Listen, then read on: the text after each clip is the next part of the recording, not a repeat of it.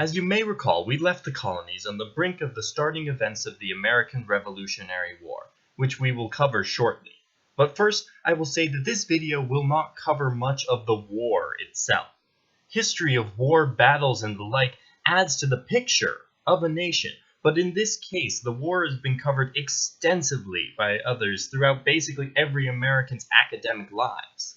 If we were to say, go into details on the strategies of General Charles Lee at the Battle of Monmouth, it would not bring us a better understanding of the American Empire as a whole. There are moments from the war that will be discussed, because they hold significance outside of the war. Therefore, this video will be covering the beginnings before the war became official, the war itself, and the beginnings of forming the new nation after. Let's get started. The First Continental Congress occurred in Philadelphia in 1774, and was a meeting of delegates trying to figure out a compromise or agreement with the British to end this conflict as soon as possible.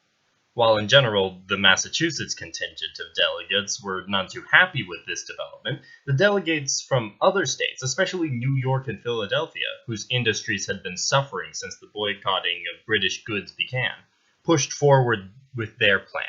A proposal by Joseph Galloway had the idea of a Grand Council chosen by the colonies that would represent the colonies, with a President General chosen by the Crown as their representative. This plan garnered support at first, but as the situation in Boston deteriorated and word got to Congress through the Sons of Liberty, desires to reconcile with Britain lessened, and Galloway's plan was narrowly defeated. Since the plan didn't pass, the First Continental Congress really only accomplished two agreements. One, a widespread non-importation pact, and two, that if the issues the colonies had with the British weren't addressed by the following year, they would meet again. In that year, a few things happened. Patrick Henry delivered his famous "Give me liberty or give me death" speech. Paul Revere earned his Mr. Got Himself Captured name, and the Green Mountain Boys captured Fort Ticonderoga.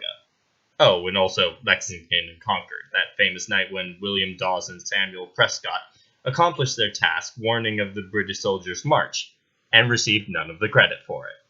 These events were still fresh in the mind of the delegates as they met for the Second Continental Congress, but like the First Congress, the delegates still believed in the possibility that they could find a compromise. They were, like other colonists, though, extremely angry at Parliament for all of the acts, but they believed the king to be more reasonable and thus addressed the olive branch petition to him, hoping for a favorable response. It was not forthcoming, and while he didn't explicitly say anything such as, "I'll send a fully armed battalion to remind you of my love," in his response it was certainly implied, though maybe not the love part. With the delegates rapidly losing hope of any sort of pleasant settlement with Britain, preparations were made for war. The Congress appointed George Washington as the commander of the Continental Army, and he assumed full command not too long after the Battle of Bunker Hill, which occurred on Breed's Hill. Strategically in the war, the two sides tried to keep to their strengths. The British focused on capturing major cities with superior navy and military, and participating in open combat. The Continentals, after initial losses, decided to use their superior knowledge of the terrain and avoid open combat at all times. Both were successful at their tactics, with the British taking Boston, New York City, Philadelphia, and Charleston during the course of the war. But the Continentals made the cost of the war great, with continued assaults from the countryside, aided by the French later on in the war. French help, though, may not have arrived without one critical victory at Saratoga, the battle that gave Benedict Arnold the great amount of goodwill in the colonies, which he used up fairly quickly afterwards. The Battle of Saratoga was pointed to by the French and later by historians as the point when the French believed the Continental Army could win the war. And since the French are always looking to get an advantage on the British, they took the opportunity. Though not to belittle Arnold's military prowess, the general of the British's tactics were abysmal, and he later had to go on trial in front of Parliament to answer for them. The French, and to a much lesser extent the Spanish, became essential with their financial and military support, and the Continental Army proceeded to gain ground until Yorktown, when the war was won. Also notable during this time was the militia groups in the southern colonies, the most famous led by Francis Marion, the Swamp Fox, who would later become the subject of a Mel Gibson movie, with a name change. The Continental Army gets focused with the Minutemen, the unique unit for the American Empire in Civilization V, and militia groups were essential as well with harassing the British and raising the cost of the war. After Yorktown came the Treaty of Paris. We'll just pass by those 2 years in between, though. The Treaty of Paris, the 1783 one, granted independence for the colonies in the Northwest Territory, which was great for the new US, and not so much for the Indians. Despite our ideas of the war being for the people, and the most marginalized people in the colonies, those people generally fought with the British. The Indians and slaves both fought with the British during the war. Slaves because the British had promised them freedom, and Indians because the colonists had been infringing on their land, and at least the British had done the British Proclamation line to try to prevent them. And if there was no more line, it was likely the colonists would take over Indian territory. One famous act of liberty has been enacted during this time, though, the Declaration of Independence. We hold these truths to be self-evident, that all men are created equal. The immortal words of Thomas Jefferson giving hope and freedom to the new nation, or at least just a set of group of people until his sequel when he included women. Wait, there wasn't a sequel? Angelica lied to me. While many of us recognize its deficiencies in the equality department now, at the time the ideas were radical and set up the founding of the new nation. Every man who was white and had property, depending on the state you were in, would have their voice heard in this new republic, and the Continental Congress had come up with the perfect government for this vision, the Articles of Confederation.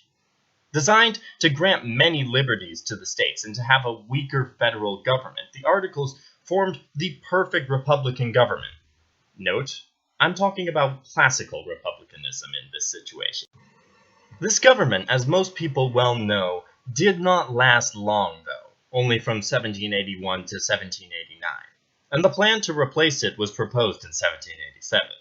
But why did it not last? Or maybe a better question is, why did the people meeting in Philadelphia decide to redo the entire government? There are two prevailing arguments on why they chose to replace the Articles rather than revise them.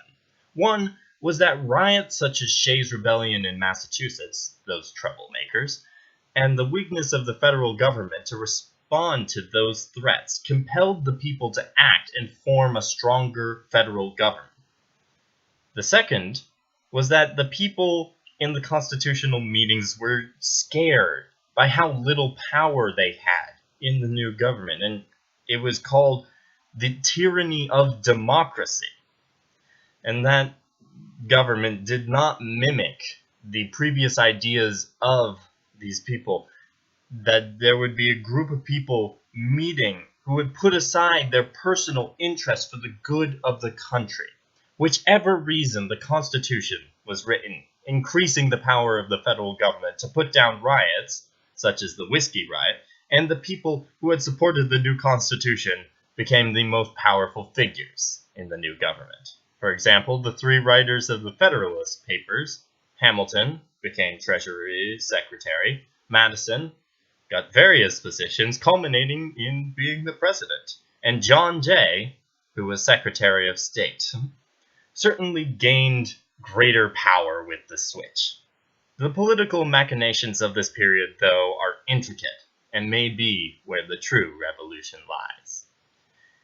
In a very short, for history, period from 1774 to 1789, the United States, we get to call it that now, yay, went from a loosely bonded group of colonists trying to reconcile with their imperial leaders in Europe to a nation with an unprecedented government style. Their second unprecedented government style, mind you, gaining in legitimacy across the world. This nation, though, still has a ways to go before it truly becomes an empire. But now, as it has become an independent nation, we can begin to discuss at what point, if at any, did the United States become an empire. Hope you learned something and you enjoyed the video.